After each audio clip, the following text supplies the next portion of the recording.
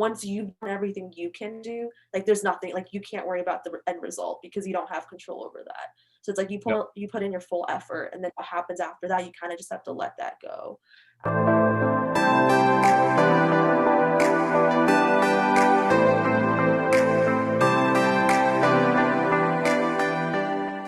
What's going on, guys? Hope everyone's staying safe. Today, I have, as I mentioned before, Yuen, Zhou, all the way calling in from Pennsylvania from the United States.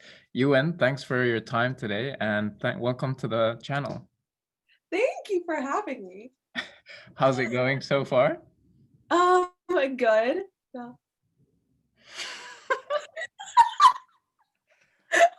They were really wanted to hear a little bit about your side of the story, Yuen, as well as some of your experiences working as a RA, REA, as well as studying in the area of higher education at UPenn. So let's start off with, how did you get to the point of studying at UPenn before? Where did you grow up?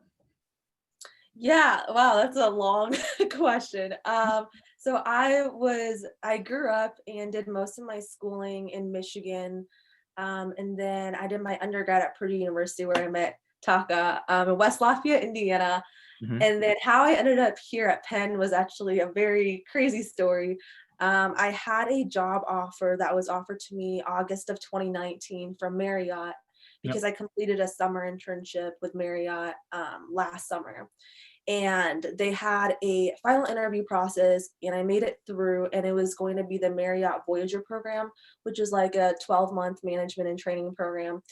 And they gave me the location. I was going to be at the Gaylord Opryland Resort in Nashville, Tennessee, doing room operations. And they gave me all the details. I signed all the documents. So the entire school year, I thought I was moving to Nashville. And then in March, coronavirus hit and Marriott started like not doing very well. And I read that on the news. They were furloughing a lot of their employees. And then they sent out an email to all the Voyagers saying our jobs were postponed from June to Mhm. starting in September.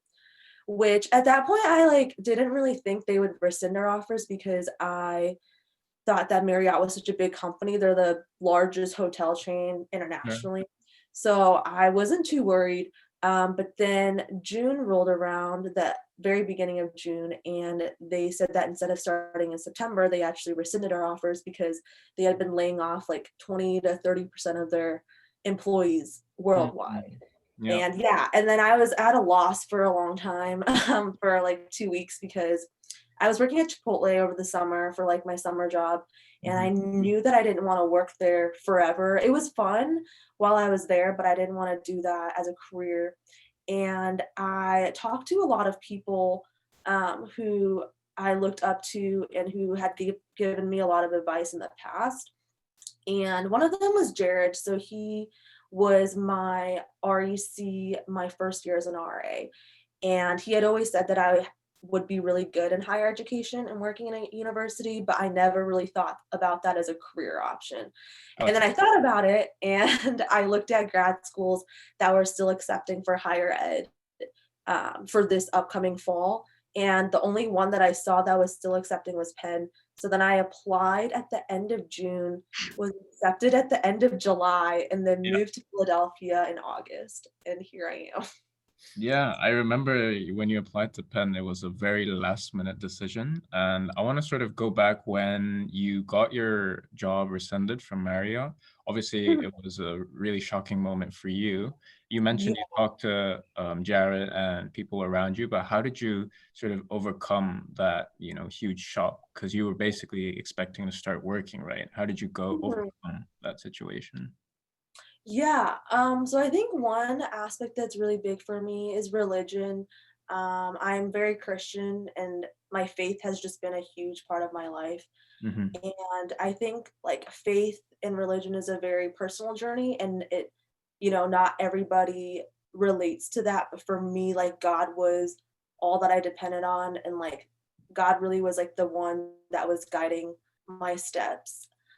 So I think that was a huge factor. And then also I had very supportive friends like you, and other You. people that no problem. And like other people that I was talking to were very supportive. And that helped me a lot because, yeah, I didn't feel worthless, but I did feel such a loss of direction that I had never felt, because my whole life it's like you go to middle school and then you go to high school and then you go to college and then you get a job. Yeah. And that was what I had planned. And then everything kind of fell apart. Um, but yeah, talking about it for me helped a ton. Just like saying what my fears were to people. And then Mm. even if they were irrational, I think that helped me because then they would make me realize that what I thought a lot of the fears that I had were irrational, like that I would never find a job, I would end up homeless, Sure. things like that, where like you have a catastrophizing mindset and you think about the worst case scenario, and then talking about them, your friends make you realize that that's not the case. So, Yeah, yeah, and I think one thing to note here is, especially during tough times like COVID, one mhm, thing for the listeners out there, being surrounding yourself with the right people and your close friends is, I think, is very important, because just by asking if you know that someone is sort of going through a tough time, one of the best things actually that has worked for me personally is to literally be by their side and not really say anything to them, but simply ask that question of, how are you feeling? mhm, Talk to me. And like Ewan said, you know, you were able to let out your feelings, whether it was rational or not, doesn't really matter. But the fact that you were able to sort of let out your feelings was mhm, really, I think, probably helped you a lot. And I'm yes, really glad that you're doing well now. thank Things you. have turned turned the tables have turned, but now you're at Penn and you're studying in the field of higher ed. Mhm. Through the semester of, you know, fully online education, what are some of the lessons that you've learned after a whole semester? Yeah, I think I've learned a lot of lessons. I think the biggest would be setting my own schedule and time management. Mm, And I have an agenda. I actually have 2 agendas that I use okay. every day, and I try to make, like, the top 3. I make a list of, like, the top 3 things I need to get done that day, Hmm. and I usually just try to get those 3 things done, and, like, if I get those 3 those 3 things done, like, I count that day as a success. I used to make when I was in my undergrad, I used to make really long lists of everything that I wanted to get done that day, but Yeah. I realized when I have more than 3 things that I wanna get done, I usually like, I'm overwhelmed, so then I don't get any of those things done. Yeah. So, that helps, and then just setting a routine.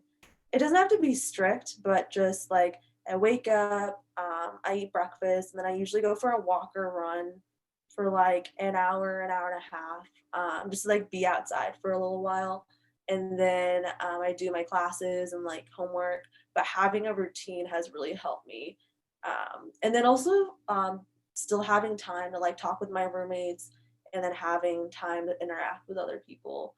Mm, But I would say the hardest part is just I'm someone who needs social interaction all the time, yeah. and not having in-person social interaction definitely has affected me. Like, I didn't realize how much an effect it would have on me until I came here, and, like, it's difficult, but I think it's easy to overcome, if I, like, schedule FaceTime sessions with, like, different friends at different times during the day, so Yeah, yeah, I totally agree. And to echo Ewan's point, having a routine where you have you're doing certain things at a certain time every single day helps you, especially since we're all at home most of the time. It's quite yeah, easy to slack off, which I personally have experienced as well. But if I'll you say. if you actually write things down on a piece of paper and say, you know, today I want to achieve these 3 things. And then at the end of the day, you reflect on it and say, did I achieve it? Yes or no? How can I sort of improve it? I think it helps you, looking at that written, you know, tangible piece of paper really helps you think about some of the accomplishments that you've made that day and then how you can improve it the following day. So I think those are Mm, very good advices. thank you. And so now I kind of want to sort of switch to the topic of res life. And Okay. but for the listeners who are out there, I know you've have extensive experience in res life, being an RA, starting as an RA at Purdue, and then moving on to as a REA. Could you quickly explain for the listeners out there what is a resident assistant and what do they do?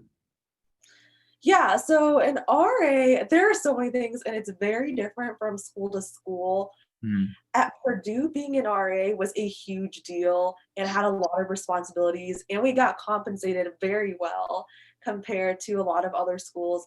But essentially, an RA is someone who oversees anywhere from 40 to 60 students on their floor, and they're not necessarily a parental figure like some people think, but it's just someone who's there to build community, to build those connections, and help people on their floor make connections with other people, and checking in when something could be going on, and just being there as a support figure.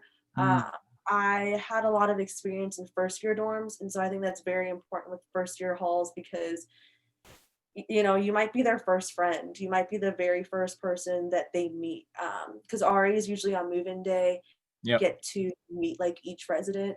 And yeah, like for me, my RA was my first friend and the very first person I met at Purdue. And without her, I would not be where I am today.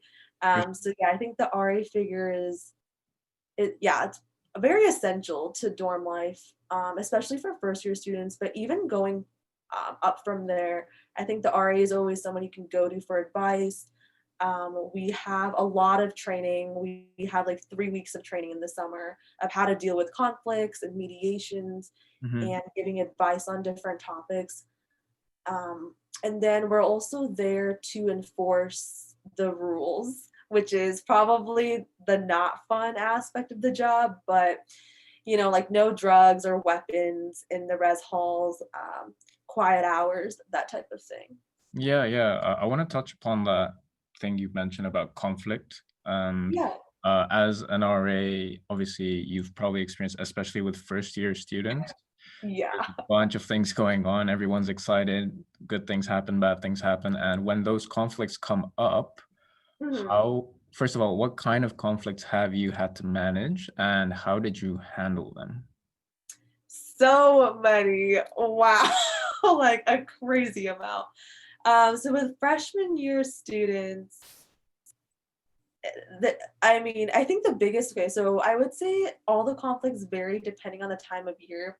So when Mm, they first move in and they first get settled in, most of the issues revolve around being homesick and a lot of relationships ending with their boyfriend or girlfriend yeah. back home because they're doing long distance, it's not working out, and they Mm, didn't expect that. So that's probably the beginning of the year. And I think that's probably the hardest type of conflict to deal with because you are not them. And even though they can explain to you their life circumstance, like you have not lived through it.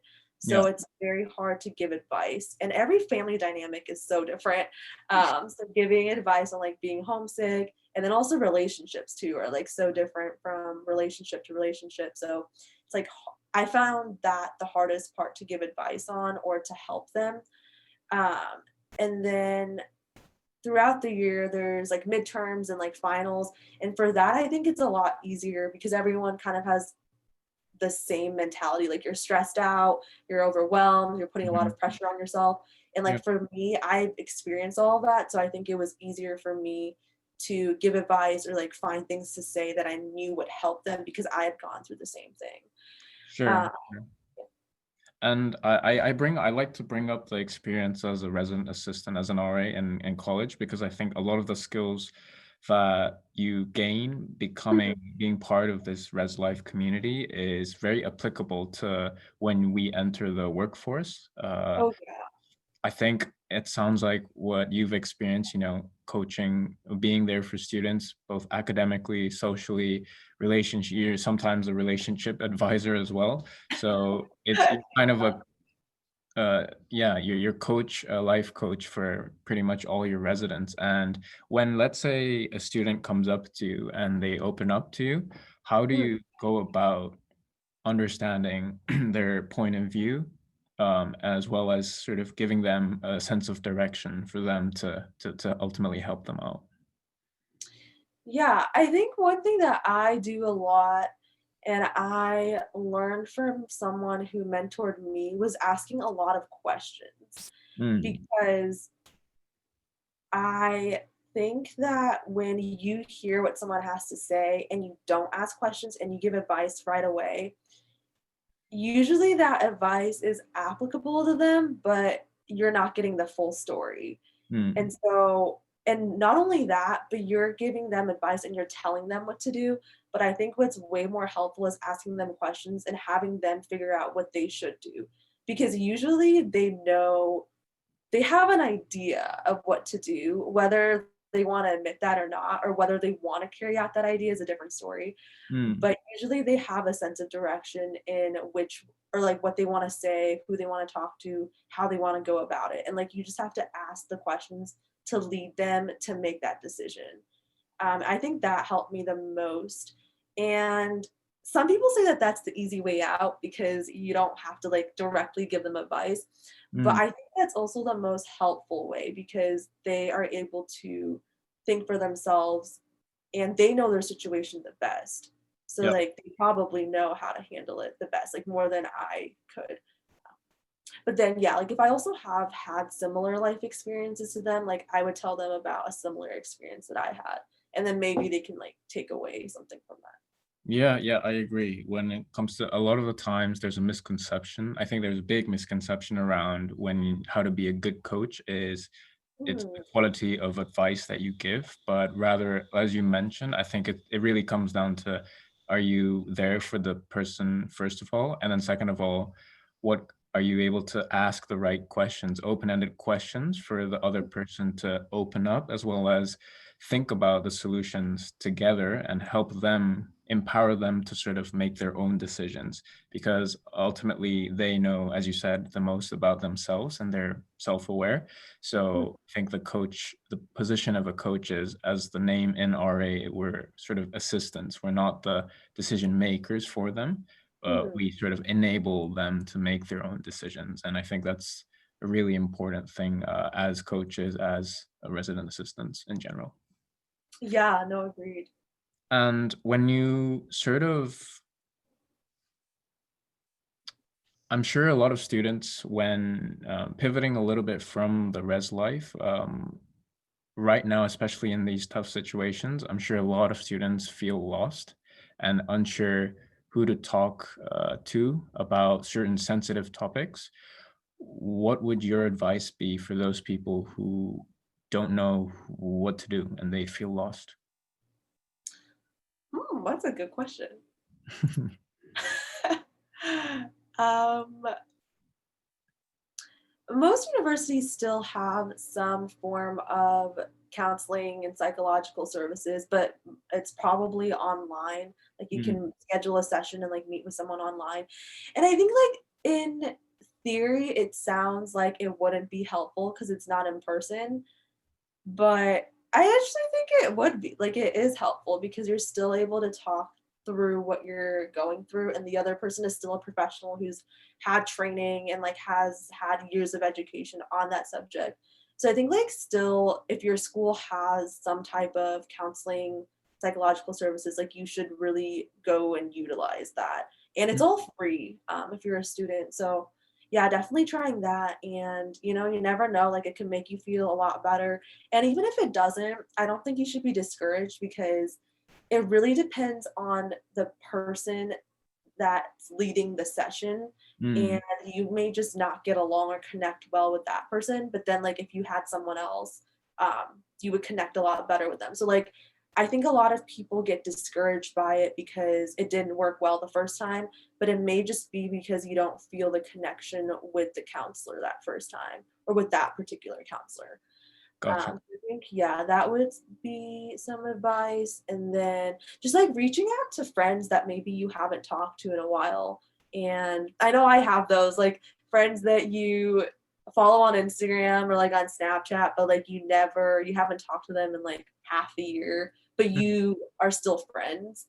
yeah. So like reaching out to people like that, and striking up a conversation again, asking them how they are, and I think doing that makes you feel a lot more connected too. Gotcha. And hopefully you don't abandon me. Okay, we talked about this. We okay, actually, we've been pretty bad. We've only talked this is our 3rd time talking this whole semester. Yeah, it's quite disappointing, no? Yeah, it is. No, I'm It kidding. I'm really is. kidding. I think it's not about the frequency. I'm just making up excuses at this point. But it's when we actually talk, I think we do talk about very Everything. everything and Yeah. meaningful things. So Mhm. case by case, I think it depends for the listeners out there.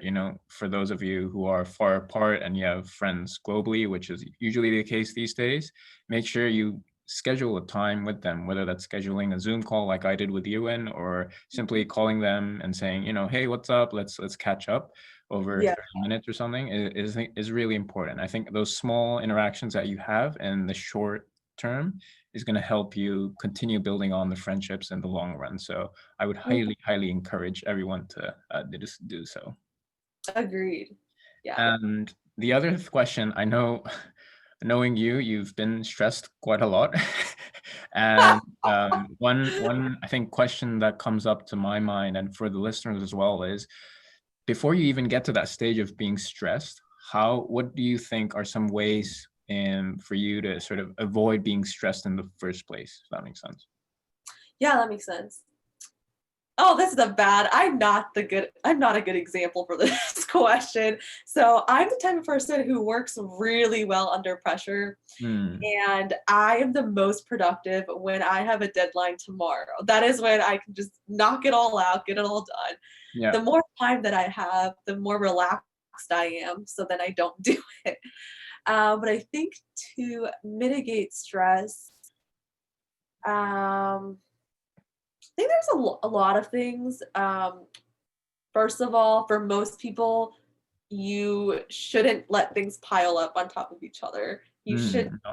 get an assignment, you get assigned something and just do it. Even if Right. it's, something that's not due until December and it's September. Like you should start doing it now because chances are when you get to December, you're gonna have 5 other assignments due at that time. So yeah, Mm, when you get assigned something, you should do it right away. That's a lot easier said than done though. for sure. But something else that I started doing to myself about junior year is instead of following the deadlines on the syllabus, I made my own deadlines, and I honestly never refer back to my syllabus after I get it. I just refer back to my agenda, which has all my due dates. So then when I put my due dates on there, I put them way in advance compared to the actual due date. But in my head, I think that these are the actual due dates because I never really look back at the syllabus. That's Um, interesting. yeah, so I think that works for people. Like if you have a really good memory and you can like remember when everything is actually due, then that might not be helpful. But for Mhm. me, like I trust my agenda fully. So then I just believe that these are the actual deadlines and that helped me a lot. So it's like tricking yourself almost. Yeah. I think that's a very smart way to sort of making sure you're on top of your game. And the other thing I would add is, for those of you who are going to start the spring semester, whether you're freshman, sophomore, and so on, one thing I would highly recommend is read the syllabus up front, take the front load and read the syllabus up front and look at all the deadlines that are present, because you know when the quizzes are going to happen, you know when the exams are going to come up. Mm, And one thing to do is physically put those deadlines, whether you want to trick yourself or put the actual deadline into whatever app, whether for me it's usually Google Calendar, to actually physically put it there and set a reminder, a weekly reminder or something, so that you are at least aware of when the deadline is, and so you can sort of plan things backwards starting from the deadline. So um, mhm. yeah, I think that's also one way to stay on top of your game and avoid being stressed in the first place. But for you personally, Ewan, how do you overcome the stressed state? Yeah. So I think for me, like religion still plays a huge part into that, and being Mm, connected, like with my church, and with my Bible study. yeah. I just find that like when I talk to people who have similar beliefs, like it helps me a lot. And then also just like the fact that I don't like, I don't put that much pressure on myself because I do believe that there is a higher power and that there is a God. So I sometimes that helps me a lot because like it feels like the burden has been lifted off of my shoulders. Mm, Um, and I know not everyone believes in that, but I think, yeah, like religion and spirituality is like a huge factor in relieving stress. Just realize once you've done everything you can do, like there's nothing, like you can't worry about the end result because you don't have control over that. So it's like yep. you put in your full effort, and then what happens after that, you kind of just have to let that go. Um, Mm, yeah, that, and then yeah, I would say that's probably my biggest thing, and then also just having something to look forward to. That always helps, like, always having something, like, fun planned on the weekend. It could be something small, like a movie night with your roommates, or it could be something bigger, like, I went to New York City for a day, a couple of weekends ago, and, yeah. yeah, just, like, having, like, something to look forward to is really important. Yeah. Oh, I think I totally agree. And we're not encouraging you to travel right Oh, now. yeah. But, Yeah, it's like, not definitely in normal times, especially, I think having something to look forward to is very important. And yeah, I totally agree. And me personally, I'm not very heavily religious person, but I do believe that we should be focusing on things that we can physically control and not worry too much about the things that we can't control, because there's literally no point. It's just emotional toll on yourself. Mhm. So yeah, I think focusing on what you really can control and what you can actually make impact on is also very important, as I agree. Yeah. And to sort of end things off, do you have any other general advices or things maybe you would have done differently if you were to restart your college career, maybe? Oh, if I were to, oh, that's a question I've never been asked. Things that I would do differently if I would restart my college career. Oh, I think the only thing I really like, I really enjoyed my entire college experience. That's But I think, yeah, I think the thing that I would change is freshman year, I just put so much pressure on myself. mm, Um, I think it just was due to a lot of things, but I was also in exploratory studies, so I didn't have my major figured out yet, yeah, and that put a lot of stress on me. And then just having evening exams in a giant music hall was also extremely stressful. And then yeah, I put so much pressure on myself with everything because I was always comparing myself with what other people were doing. Like um, mm, yeah, like some other people, they were in all these clubs and organizations and taking all these classes. And like I think freshman year I was only doing 14 credit hours and I was in like two clubs. right. But like I wasn't the officer of a club or anything, and other people were working up towards officer roles and things like that. So I always felt inadequate. But I think comparing yourself to other people is just not helpful, like any part of life, because you're just going through different life experiences and they like you may not be able to handle as doing as much as them because I think everyone has different stress level Sure. thresholds. And like for some people, they can take on so much and not be that stressed, whereas some people can take on like very little and still be stressed out. So just like knowing what works for you. So yeah, I think that would be my biggest advice and like the thing that I would change is like the amount of pressure I put on myself. Yeah, yeah, I think that's also one of the things I would probably reflect or do differently if I were to restart my career, a college career, sorry, because yeah, same for me. I wanted to do very well in academics, and I did do fairly well in my first semester, but I put way too much emphasis on academics, and my priority, it was extremely skewed. And I would say in your first couple of semesters, the most important thing for you is to explore, and try different things, meet different people, find out where you fit in, where you don't. So yeah, I think that would be one of the biggest changes I would personally make. But that's it for today. Thanks so much, Yuen. It was a pleasure to talk to you and catch up. Yeah, yeah, this was really good. Thank you for having me. Yeah, absolutely. And hopefully, for you guys listening out there, you took one or two things useful. Make sure you start implementing. I think taking action is the hardest part, but it is the place where you accelerate your personal and professional development. But until the next one, guys, make sure you stay safe, and I'll see you guys in the next one. Ciao. Bye.